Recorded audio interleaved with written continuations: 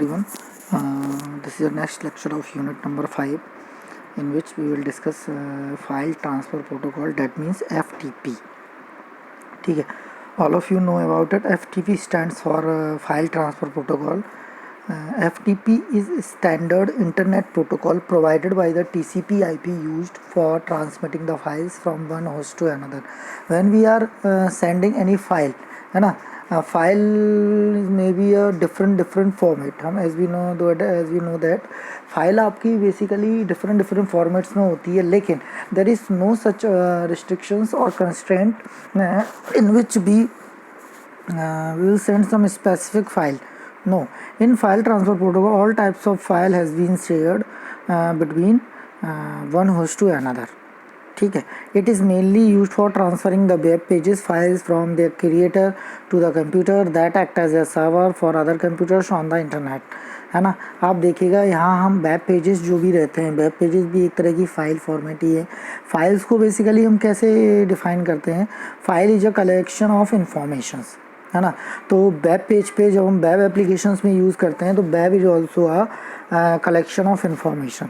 उसको यूआरएल के थ्रू, जैसा कि मैंने आपको बताया था, यूआरएल के थ्रू मैं उसको फैच करता हूँ.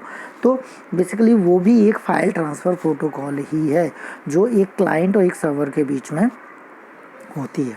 ठीक है, अगर कोई मैं मेल सर्विसेज यूज़ कर रहा हूँ सिंपल मेल ट्रांसफ़र प्रोटोकॉल के अकॉर्डिंग, तो उसमें भी हम फाइल ट्रांसफ़र प्रोटोकॉल यूज़ करते हैं.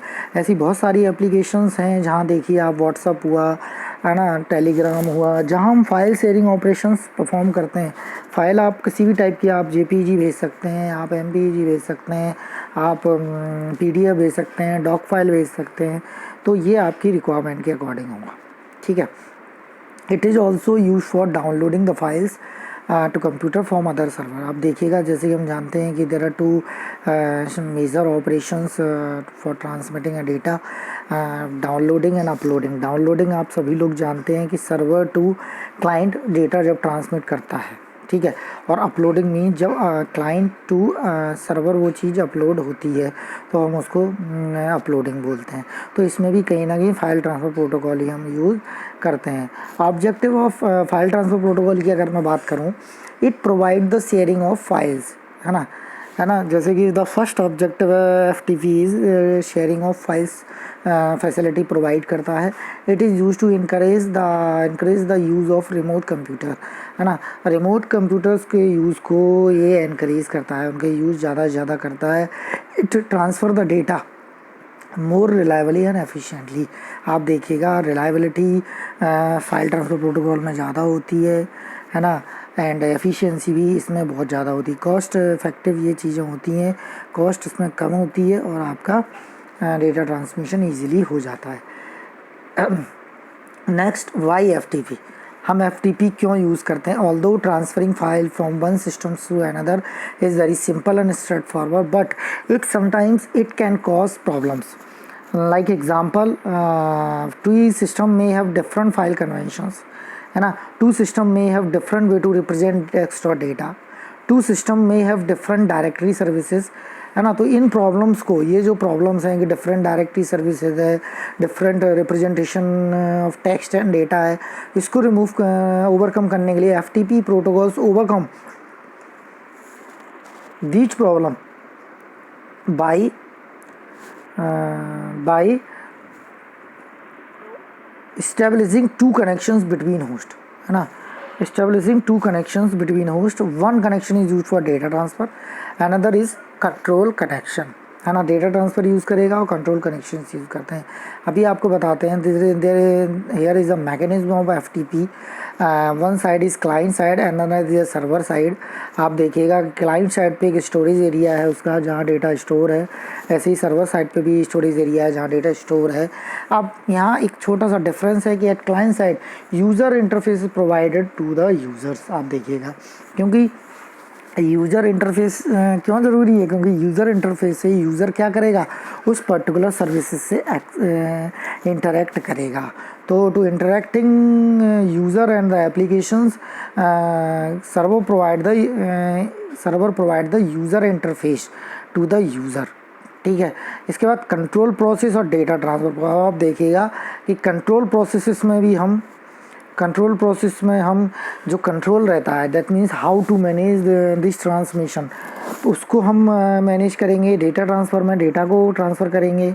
ऐसे ही ये दोनों पॉइंट आपके कंट्रोल और data transfer process server side पे होंगे, ठीक है। और नेटवर्किंग में आप कंट्रोल कनेक्शंस करेंगे, डेटा कनेक्शन करेंगे। तो this is a basic mechanism, basic working mechanism of FTP, file transfer protocol. The above figure show the basic model of FTP. The FTP client has three components: the user interface, control process, and the data transfer process. The server has two components: the server protocols, the server control protocol, and the server data transfer process. There are two types of connections in FTP: control connections, another is a data connection, ठीक है। तो control connections में मैंने जैसा कि आपको बताया कि we will transmit some control informations. That means control information means managing information of data, ठीक है। जो हमारी एक्चुअल इन्फॉर्मेशन है वो आपकी कंट्रोल कनेक्शंस के बारे में बात करें। The control connections are very simple rules for communications. Through control connections we can transfer a line of command or a line of response at a time. The control connection is made between the control process. The control connections remains connected during the entire interactive FTP session.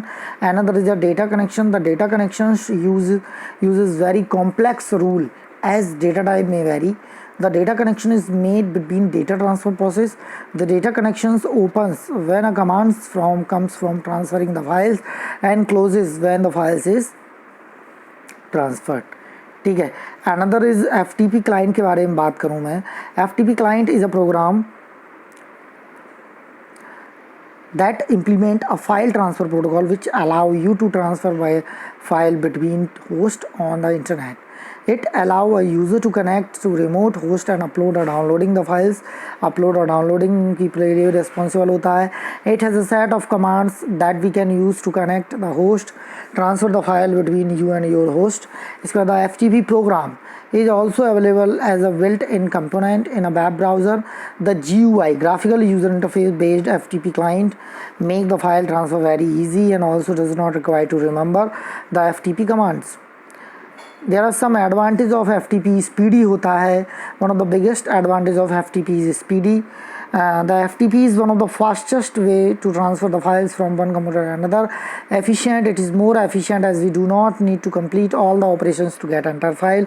Security, to access the FTP server we need to log in with the username and password, तो इसलिए secure भी होता है। therefore we can say that FTP is more secure. Back and forth movement, FTP allow us to transfer the files back and forth.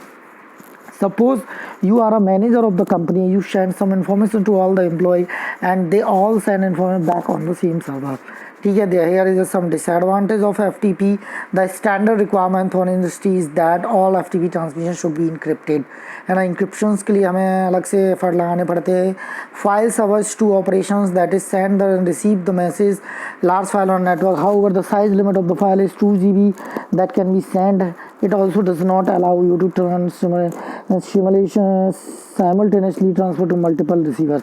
Password and file content are sent clear text that allow unwanted eavesdropping, so it is quite possible that attacker can carry out the brute force attack.